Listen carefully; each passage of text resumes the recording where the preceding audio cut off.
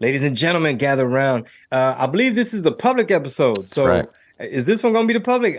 The reason I ask is because like Wednesdays is open to the public, and we got to be careful how deep we go, and Yeah. you don't want to trigger nobody. But no, it's going to be perfect, man, because our audience, everybody watching right now on Facebook, listening on Spotify, listening on Apple Podcasts, y'all are intelligent, man. Y'all get it. Y'all care about y'all's families and y'all's community. So y'all know how important this is, like your kids' education and the future of your country and your taxes. And is there going to be a dollar and your income? But hey, we have producer DJ Big Rob in the building. Buenos What's up, días, Big buenas Dot? tardes, ¿cómo están todos? As you can see, Big Dot, I'm wearing my rash guard because I'm in competition mode, my boy. Ooh. But Expand. here's the competition though. It ain't got nothing to do with jujitsu. Oh, okay. Damn. I'm doing the House of Blues Houston June 16th, and I don't want to get in my head about it. Like it's a really big deal. We're gonna sell it out. It's my hometown. I haven't performed in Houston for years.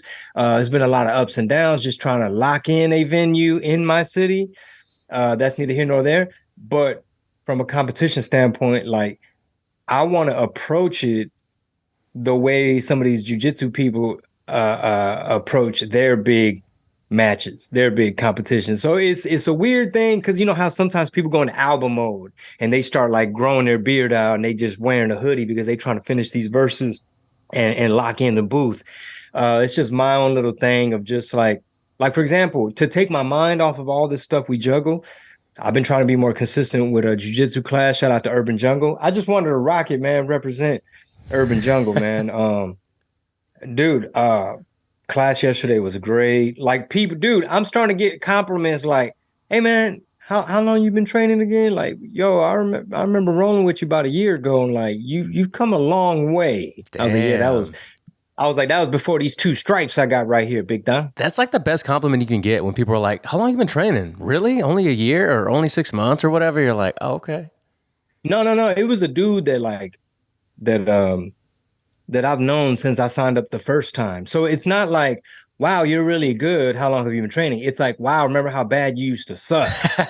Okay. All right. And I could tell you either been coming to class, watching tutorials, you've been actually like doing your homework and caring. So it's not like, oh my God, you're great. It's like, oh wow, you suck a whole lot less than what you used to. But this is Red Pill Tamales, man. Shout out to all the patrons, all the agents that are in the Discord chat, the loyal to the soil, the capitanes.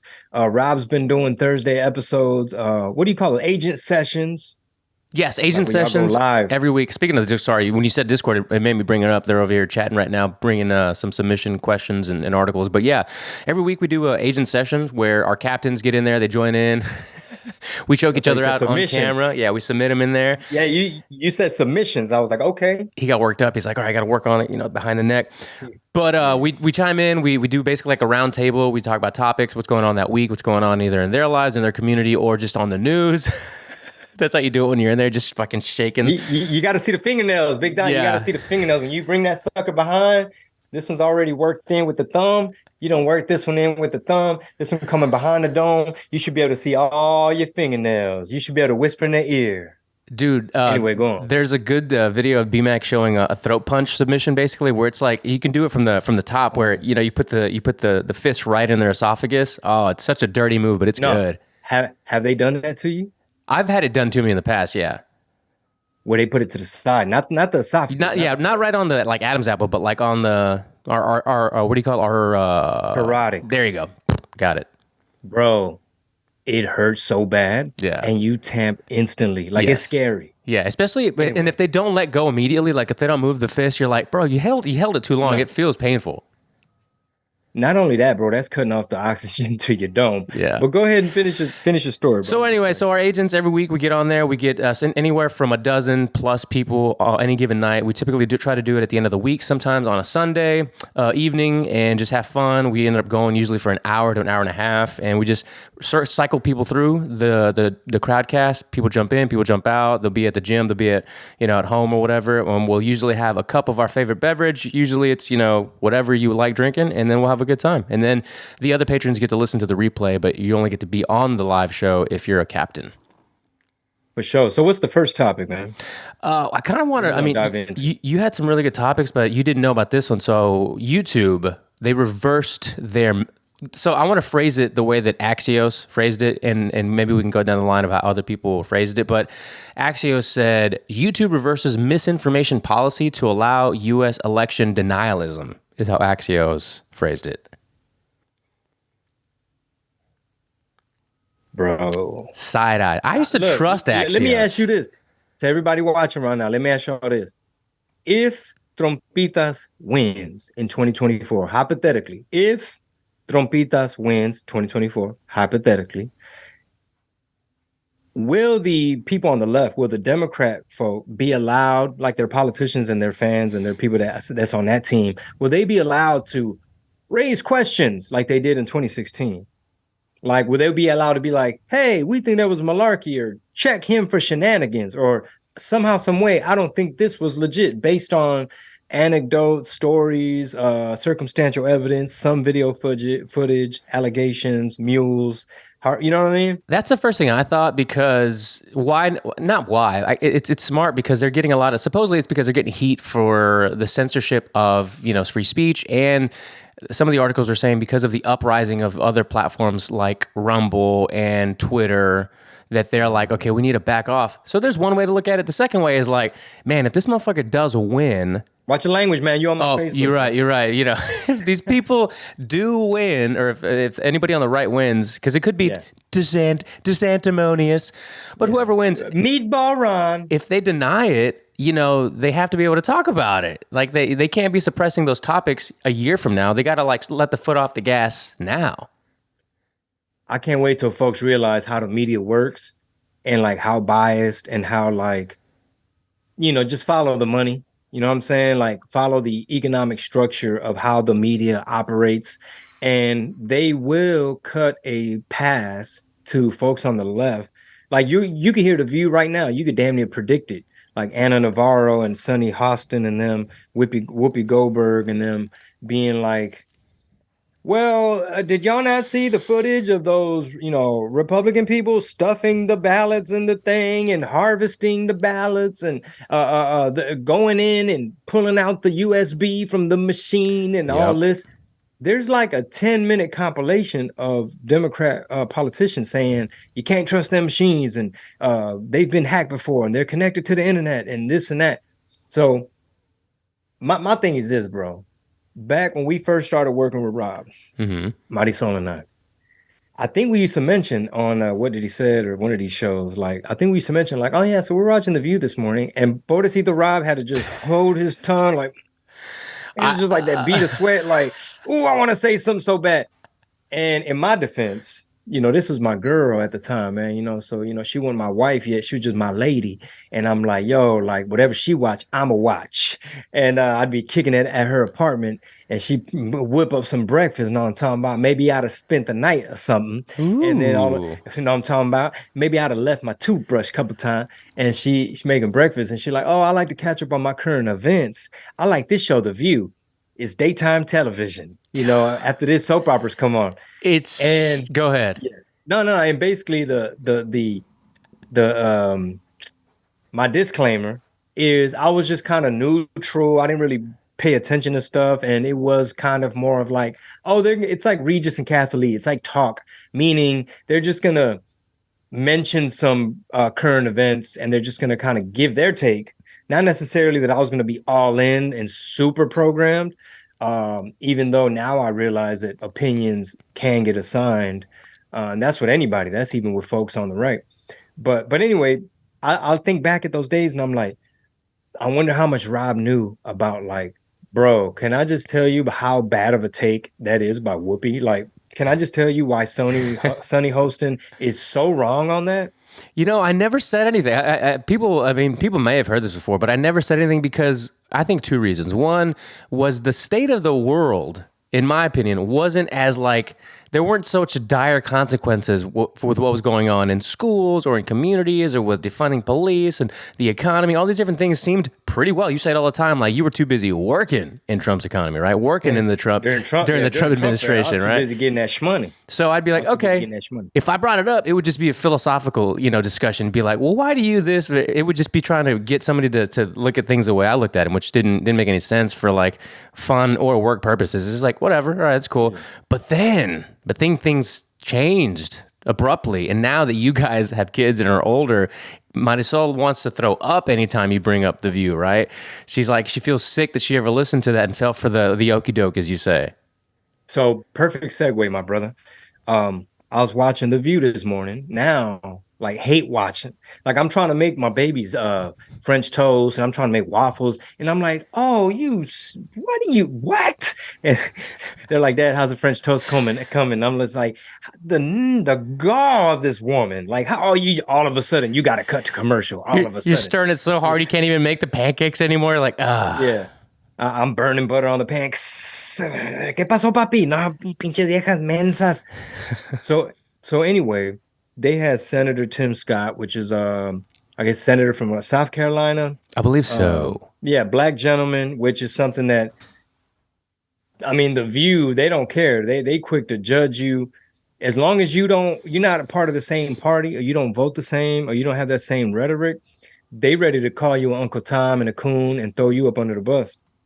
And basically, they were trying to hit him with like why you can't admit there's systemic white supremacy and racism, that the whole system is set up against minorities. And he's just like, well, I feel that it's dangerous to tell kids and the youth that, they got to be the exception to the rule in this country to even have a chance. He's like, we done had a black president, black vice president. We got Congress, Supreme Court, black folk. He's like, we done come a long way in a few short generations because, America really is, land of opportunity and things like that. And we can't be pushing this critical race theory stuff on these kids because you're already cursing them with negativity. Like, hey, the whole system is rigged against you. Good luck. And they just refuse to take his take. And they're just like, oh, how you gonna tell me there ain't, racism under every corner? Everywhere you go, everything is hidden. You can't measure it, but it's there. And you got to tell the kids. Dude, do you remember? Well, let me say this. When I have brought up the fact that Kamala Harris used to be like one of Montel's side pieces, what's his last name? Is it Williams? Montel Williams. People were like, "What are you talking about?" And they're like, "Yeah," I'm like, "Yeah," and like, "No, she wasn't. She was no, yeah, she was. She was a distinguished." Yeah, people only they started listening or paying attention like I don't know a year before the election to who she was, and they forget about all the other celebrity nonsense or I don't know even what you want to call it, like Hollywood entertainment world, where she was just a side piece. Now she's like America's terrible side piece. Not even a side piece, bro. She was in a threesome, open, freaky, godless. You know what I'm saying? They was over there doing freaky stuff, like all on the red carpet. Like Montel Williams was like showing her off, like she was part of his harem, like he was a pimp. He would just roll up with two, and she was like, "Okay, daddy, okay." Paparazzi. They try to bury that from the internet, bro. Oh, you can't bury it, man. No matter how hard you try. They try to hide that, put that on a dark web. But did you watch the full Tim Scott thing? Tim Scott, I think it went from the YouTube algorithm. It went from like the clip to like a whole episode. And then Anna Navarra, she gets on my nerves. Whoopi gets on my nerves. Like Joey Behar, like, oh my gosh, caen mal, güey. Te da asco. Me da asco. Eso es pura desinformación. And then I was reading this book this morning. We're gonna pivot into like you were just saying, we're learning. Some people are learning now who like all of Kamala's background, right? Because during the runoff to the election or whatever, to the lead up, stuff was getting suppressed. They were calling certain stuff Russian disinformation. Now it's getting real interesting because it appears that not only is Brandon falling over himself, like he ain't all there up there, which I saw a View episode where they're like, well, there's, Trump is old too. And they want to focus on age. And it's like, there's a lot of elderly people watching right now that, and Joe Biden, he's doing a good job. And don't y'all talk about how he's old and who cares? He could run again. Ain't no debates. It's his turn. I'm with him. I'm riding with Biden. And it's like y'all focusing on the edge because y'all don't want to focus on the brain part and the corruption part and the fact that now it's starting to come out like, well, maybe the laptop is real, you know, Maybe the and maybe laptop's real. Maybe. and maybe the alphabet folk had a document where they was checking up on Joe when he was VP and he was getting that shmoney. Here go one paper right here where like they had to basically subpoena bank statements, and all this has been like buried under the rug. And then you have like a whistleblower from the FBI. I know this is all heavy stuff, but keep up, catch up.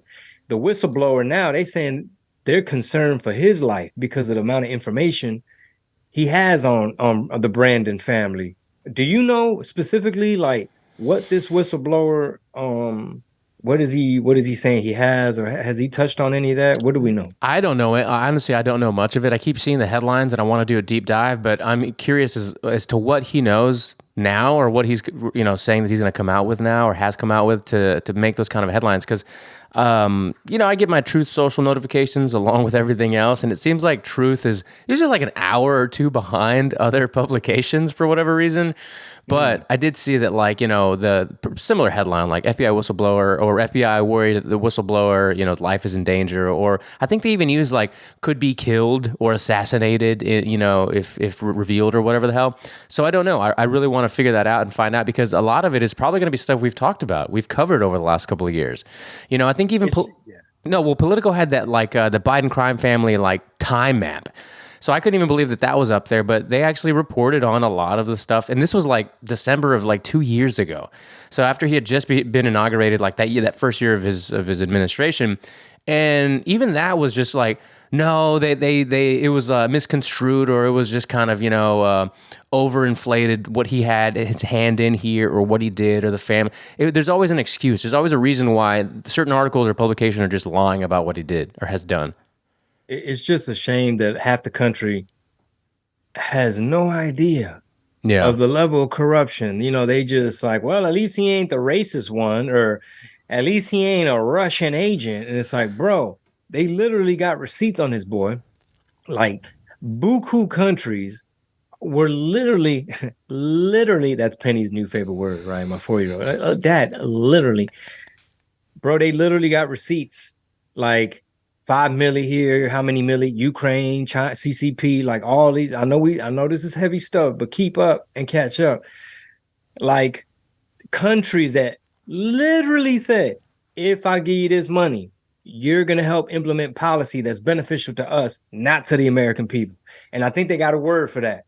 And it's just a shame half the country, like, it's just like, no, like not paying attention. Like, there's all kind of stuff happening with the currency and taxes and inflation and the printing of money and the IRS. And This is a perfect segue. One of our patrons asked this question for you.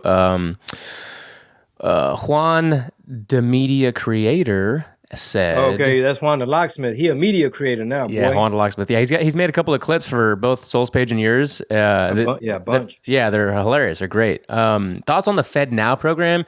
If we pull out our cash, will that be a good or bad if they decide to go all digital currency? So let me just ask you that. Are you familiar with the Fed Now program? Go ahead and enlighten us a little bit more. So I think I may have mentioned it to Soul maybe like a week or two ago, but you know how you have all of these like Venmo, Cash App, PayPal, all these different companies where you can kind of just exchange money quickly, instantaneously for a fee.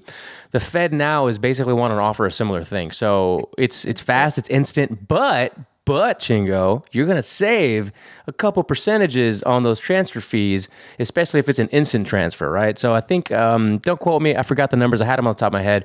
Let's say it's 5% or whatever the hell it is for PayPal, and then you got Venmo and everything else. Fed Now is going to do like a 0.5% or like a 0.125% in order to just transfer and use Fed Now instead. First of all, ni te vayas tan lejos. First of all, it's called Fed Now. That's all you got to know. What's it called? Fed. You ain't never heard nobody say that, man. Like, man, you gonna Zelle me? Hey, what's it? You finna hit something on my Cash App? Now it's Fed Now. Nah, it need to be called Fed Now. Hell nah, bro. They finna track everything. Dude, that's a shirt. Fed nah. Fed Nah. nah. Would you be like, it's the Drake meme. We're like, nah, fed nah. Yeah. Nombre güey. Mejor Dude. mándame el selle. And even then, that's JP Morgan. You know what I'm saying? Do your research. I mean, Mándame el I got qué? I El sello? I'm el selle. You know about that? No.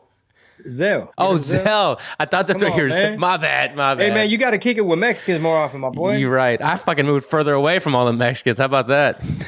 You over there with the commies. No, I dare you.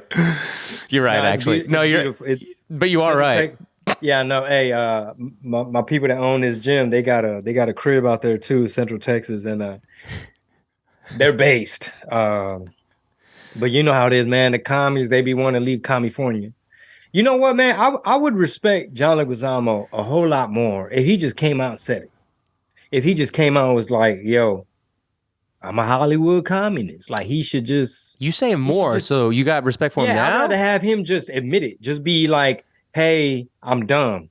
Like just come out and say, I'm on this team. I'm against all this. Like he's gonna be against anything that's white, Christian, male, evangelical. I mean, America first. Anything that's MAGA. Anything that's like anything that pertains to something that might be on the right. Homeschooling. He's gonna be against homeschooling. He's gonna be for he don't even know what a woman is, bro. He tweeted it the other day. He retweeted somebody. He's like, "Yeah, I'm with this guy. I agree with everything he says." And that person was basically saying, like, "I used to know what a woman was, but it's 2023, and now we got new science, and we look at biology and gender different, and now I can't really say what a woman is." Like, for example, John Leguizamo. I would respect you so much more if you just came out and admitted. You know who else? D.L. Hughley. DL Hughley, I used to like him as a comedian. I can't see, I don't even want to participate in none of his humor because he literally on his Instagram, the stuff he'll post is damn near like, I would respect him more if he just came out and was like, I really don't like white people. Like if he just said that. Like if he just really like DL, just come out and say it. Like I literally be wanting to leave a comment. My 4-year-old's rubbing off on me with her language. Like I be wanting to leave a comment like, bro, you ain't got no white fans. Like just say it. Just say you don't like white people. Just come out and say it. Because Yeah. everything is like, I mean, dot, dot, dot. And it'll be a clip of like a white liberal saying the media overinflates black crime and doesn't really show all the white crime that's out there. And he'll just be like, I mean, It's such a lazy like way to try to make a point. it's like, what media are you watching? Every media I'm aware of, they try to blame everything on the white man. Yeah, like who was it? Akash had that joke. Like, one thing white people don't have or can't have? Opinion. An opinion. The crowd goes wild. Real quick to go back to Juan's question here about the Fed now. You're absolutely right. It should be a Fed now because the last thing that any person who's been paying attention wants is more federal intrusion into your life. Yes. I never understood, like, for example, I was reading this book this morning, which was about like, long story short, it's about how the teachers unions and government schools is just like the groundwork to create more like statism and to indoctrinate folks to want to worship the state, right? Like push out God, push out patriotism, like meaningful stuff that to give us a competitive edge instead of making it to where schools are a free market competing against each other to try to who has a better product, who can educate the kids better. It's like they don't penalize bad teachers, they don't incentivize good teachers. It's just all they do, the teachers unions, they just like donate hella money to like democratic causes. Like 99% of all their donations are for just like the Democrat Party. And it's pretty genius for the folks on the left that want more bigger government, more spending, more programs, more state, more bureaucracy. It's genius on their part to infiltrate the public schools. You know what I mean? Mm-hmm. Like it's basically people a lot of times opt into it because it's like, man, we already paying all these local school taxes, and it's free daycare, and they're gonna feed them, and they're gonna watch them till about 3. So people just kind of go along with the get along. As you were saying that, I was somebody. Let's see, who's this? Juan Big Swollen Toe. Juan, we had a lot of Juans in the Discord. They've had a lot of different names over the last couple of years, but this is about money. It's about crypto. So because we're talking about cash, the U.S. Securities and Exchange Commission tweeted out. Today, we charged Coinbase Inc. with operating its crypto asset trading platform as an unregistered national securities exchange, broker, and clearing agency, and for failing to register the offer and sale of its crypto asset staking as a service program. Are they attacking? It sounds like it. This makes crypto more attractive to me because it sounds like they're attacking crypto. Exactly. That's what I was going to say. It's exactly what it sounds like. Did you hear the other crypto CEO got killed out there, Silicon Valley? No, who? There was like another, I don't know his name and all that. There's always so much happening, but it was like another crypto CEO.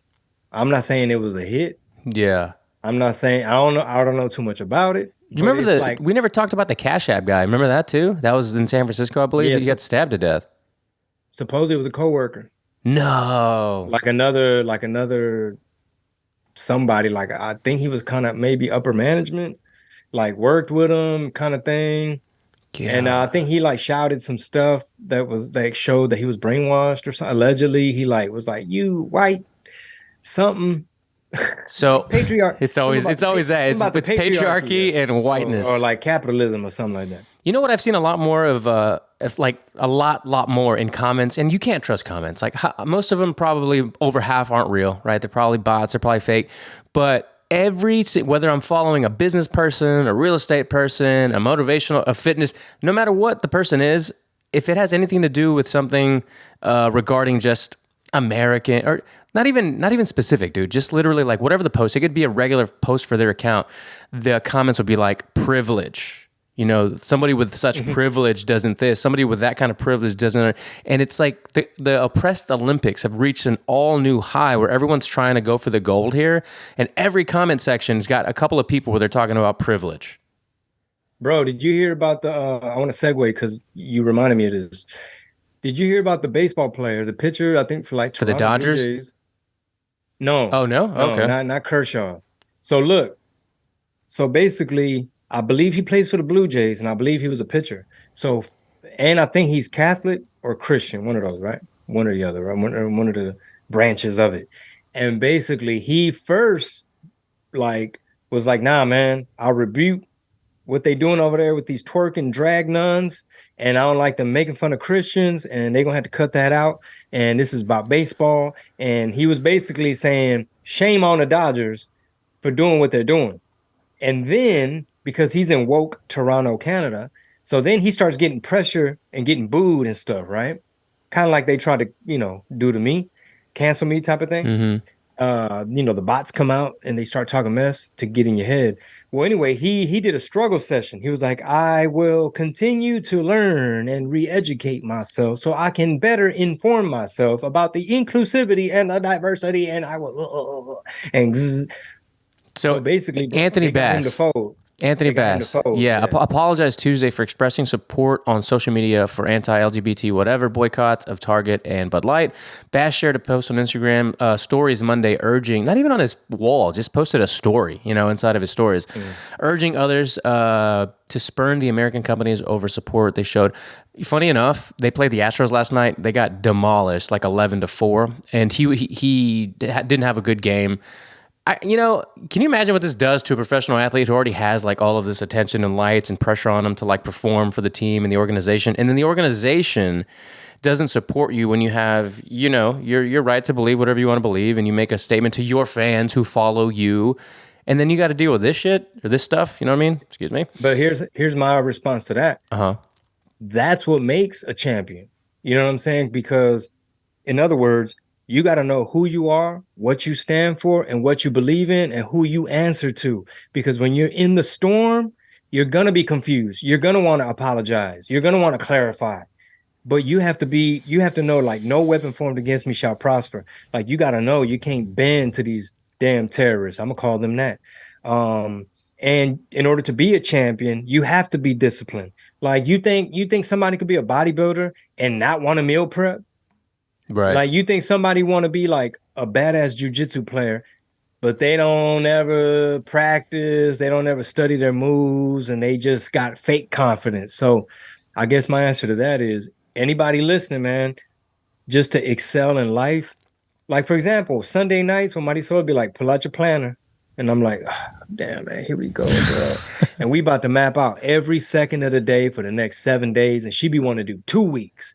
And but mainly we just do like a week. And it's like you pick up, you get up at this time, set your alarm, babysitter arrives at this time, boom, boom, boom, boom, boom.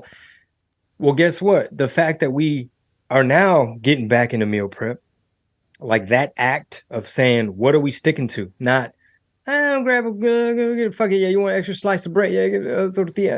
Okay, pan dulce. Yeah, give me half an empanada. Next thing you know, you done put a little chocolate milk in your coffee. Next thing you know, you were too tired to go on that walk. You didn't fast. Now you snacking late at night. You getting that little trail mix. That shit got M&Ms in it. Now you don't know why you done blew up. You done gained 15 pounds, and I don't even know why, player. So my point is, man, like I was telling you at the top of the show. And this is a dude, it just ties it all together what I was trying to tell you about this rash guard.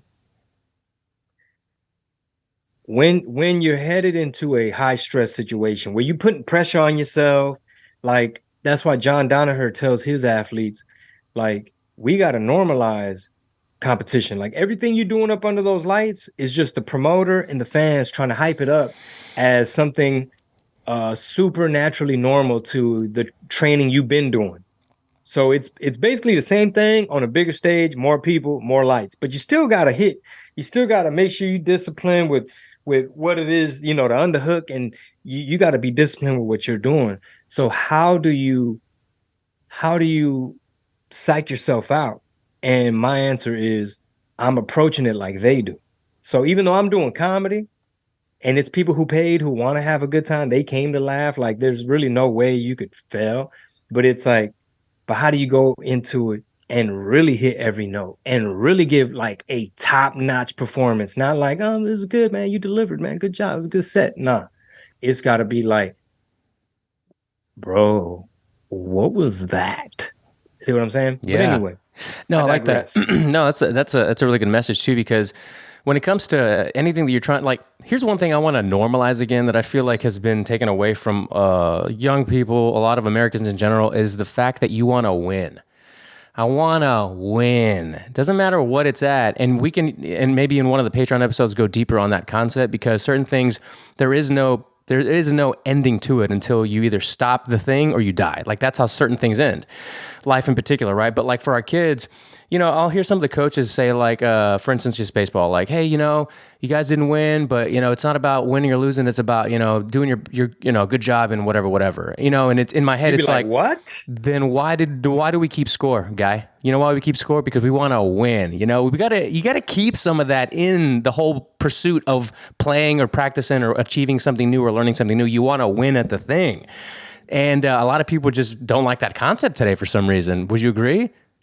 Yes, I feel like they will stop at nothing to try to squash that. It's like little Andrew Tate's out there on the Little League field, yeah. Where it's kind of like instinctively, I'm competitive. Instinctively, I want the reward of knowing that, yeah, like we got first place and we're going to go get Pizza Hut after this. And I caught the winning play and I worked hard and we ran and we had fun and we came together as a squad. And I loved when my coach said, hey man, and to this young man right here, hey boy, way to hustle or whatever. Yeah. Like they want to squash all that and turn it into gender is a social construct. And like, did you see the clip? It was like, men ain't supposed to be something. Like men ain't the men are supposed to be submissive, that one? And the dude, yeah. With the nails. Long nails. Yeah.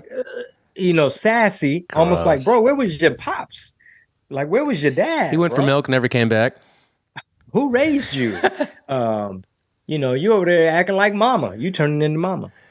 But I feel like it's what you just described is like a microcosm of the Andrew Tate thing, where it's like you're misogynistic. He's like, why? Because I tell men to like work hard and be disciplined and succeed and don't get into crime and protect those you love and protect, those around you and try to work hard so you can provide for them. He's like, what part of that is bad? It's like, well, it's misogynistic because the cigar and the Bugatti, Did you see and his he's first like, interview with the BBC?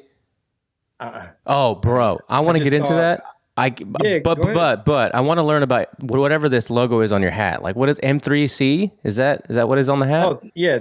Yeah, thank you so much, man. This right here is M Triple C, Mary's Creek Cattle Company. I started off as a customer. My family, we bought a half a steer. What we did is we put a $400 deposit down, and when the meat was processed and ready, we met up in Pearland, and they loaded up my vehicle with just boxes of like steaks and briskets and ground beef and I mean, tomahawk. You name a cut, they got it all up in there. Chingo de chuck steak, T-bones, ribeyes, todo carnal. We still got a freezer full. We barely put a dent in the amount of beef that we have. It's super healthy, grade A. I always tag them on Instagram because I always see stuff where it's like, in Ireland, the government is requiring the culling of 300,000 cows for the purposes of climate and for the carbon impact on the earth, for the focus on the global communal. We want to have a cleaner environment and we want to lower the temperature. So we're going to kill all this protein and throw it away. So can't nobody have it.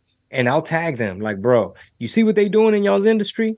So go check them out, man. It's Mary's Creek Cattle Company. Just hit up m3ctx.com. You can follow them on Twitter, Instagram, etc. That's So the BBC. Oh man, I thought you had froze. Go ahead. No, and I was attentively listening to you as I'm looking at their website, fulfilling your 100% grass-fed finished beef needs. But I was thinking about, all this grass-fed beef and these big ass, animals that are being taken care of so well here deep in the heart of Texas. Reminds me of that alpha, that comes off as alpha male Andrew Tate. And he chose to give the BBC the first exclusive interview with him in his house because I think he can't leave. I think he's still under house arrest or something like that. But regardless, they had it at his place. They agreed to it. It was about 38 minutes exactly. I remember because I watched it all and I was my jaw dropped at how terrible, like, we did a crowdcast for our captains in there, and we were kind of talking about it. I mean, you think Kate Collins did a bad job with Trump, dude? It doesn't even hold it's not nothing near how bad this BBC reporter did at Andrew Tate's house. I mean, he be talking about the Matrix, Yeah, and he's a dangerous man. I mean, he's an example of like either you love him or you hate him, but have you even heard anything he has to say? Mm-hmm. Kind of like Trompitas, right? They did Trompitas like that, where they're like, oh, his speeches and his rallies, this is a bunch of Klansmen, and they just a whole bunch of racists saying racist stuff. And it's like, I'll give you $20 if you just sit through 30 minutes or 20 minutes of one of his speeches and then point out anything. And people, what they do, man, folks on the left, like the AOCs of the world, people that are just indoctrinated and they have a monopoly. The mainstream matrix got a monopoly on ideas, and you're not allowed to hear the other side. Just like when I told Rob, I was like, man, we were just sitting here watching ABC in the daytime, hearing what Joy Behar and them had to say, not knowing just how wrong, off, or biased it was. It was just kind of like, it's okay. Well, that's their opinion, I guess. I mean, yeah, I can see that. Like if I was watching the Tim Scott one today, I would have came in and I wasn't like red pilled yet. I would have came into it already with some bias of like, Republicans, yeah, those are the ones that just try to help out corporations only. Which a lot the GOP. I'm not talking about MAGA, the old school GOP, bro. We just saw that this week how weak they are. I mean, look who attacks Trompitas the most. The GOP. He's the biggest threat to who? The swamp. The bureaucracy, The establishment. The people that have been there for 40, 50 years and just weaponizing everything against you. So, yeah, go ahead. well, I want you. I'm going to send you the video. So, at the end of it, Andrew Tate, they agreed to let him or whatever. He recorded the whole thing on his camera, right? So he's got the whole unedited version so that they couldn't pull any tricks around him. 38 minutes, right? The BBC ends up releasing something less than 15 minutes. I think it was like 11 minutes long was their version of the interview with him, and just cut up to obviously make it seem like the worst person ever.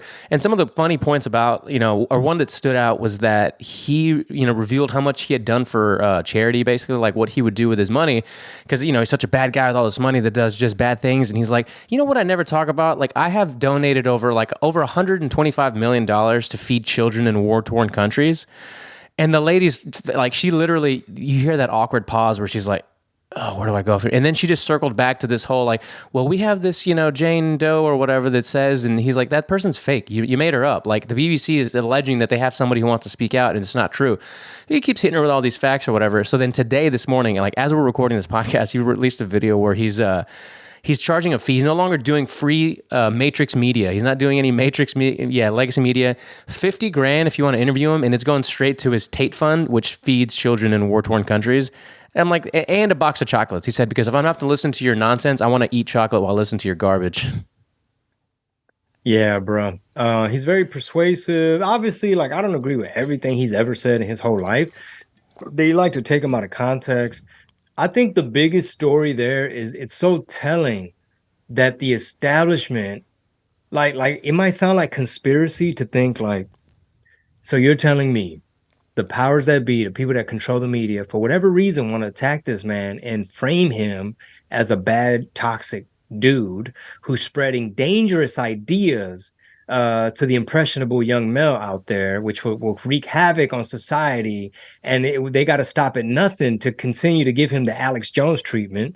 And then the conspiracy is kind of like, wait, so you're telling me they care that much about silencing this dude because they really don't want a strong, independent citizen who questions things and is self-accountable, self-reliable, hard to hurt. You know what I'm saying? Like Yeah. learn how to defend yourself if you can. Learn how to defend your family. Like have something at the crib. You have the right. You know what I mean? Don't let them assign you this opinion. But when you see how they treat him, it's like, bro, I'm starting to think that's real, that they really are that threatened by the stuff he says that they'll stop at nothing to frame him as the newest Hitler of the month. Yeah, the newest Hitler. I don't know if I'm allowed to say all that on here, but that's what I'm starting to realize. If they just ignored him and they're like, oh man, it's just some criminal in Romania who's rich and he's going to get his, and he's a bad person and karma's going to get him, and y'all need to stop platforming them or whatever. No, they want to go all out to be like, can we interview you? You know what I'm saying? Can we chop that up? So can gross. we put you on this? Can we put you on this big platform just to let you speak? Nah, it's to frame you as like this man is dangerous.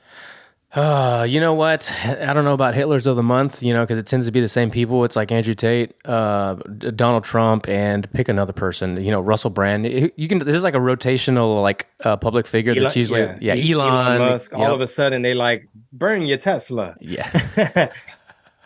Governor Abbott tweeted out, we have another richest man in the world. It's, it's a Texan, and it's the Elon Musk picture. I guess he's again the richest man in the world. If you're going by the Forbes list, I guess, or whatever, because we know there's people that aren't on these lists that have way more money than any of them. Too bad Elon had to get a lot of his money from China. But hey, man, shout out to our sponsors. This is a spicy show, and all the brands that support us that are like, hey, man, we just back you up, bro. You're an American. You have a right to discuss things. You have a right to have an opinion. Shout out to the venues that will have me, because I remember a time when comedy clubs weren't trying to figure out how you voted before they could figure out they want to work with you or not. Where you can go from being like one of their top money makers to all of a sudden you wondering what the hell's going on. But it's all good. I will see y'all H-Town June 16th, House of Blues. After that, we have Oklahoma City. After that, Chicago. This concludes the public episode of Red Pill Tamales. If you're curious, you want to hear the Thursday episode, the Friday episode, if you want to join in on the Thursday night live with all the capitanes, with the fellow agents of the Patreon, hit us up, man. Patreon.com/Red Pill Tamales. But you can tune in everywhere, man. Apple Podcasts, Spotify. We're on YouTube. Oh, and now remember, 7-day free trial of the Patreon to try it out. You can get a free trial of what people enjoy. You get access to Discord. You can get discounts on chingothemerch.com and so much more, man. So we appreciate the love and looking forward to meeting you guys at a tour date near you. And we'll see you. Hey, if you're a patron, we'll talk to you tomorrow and Friday. That's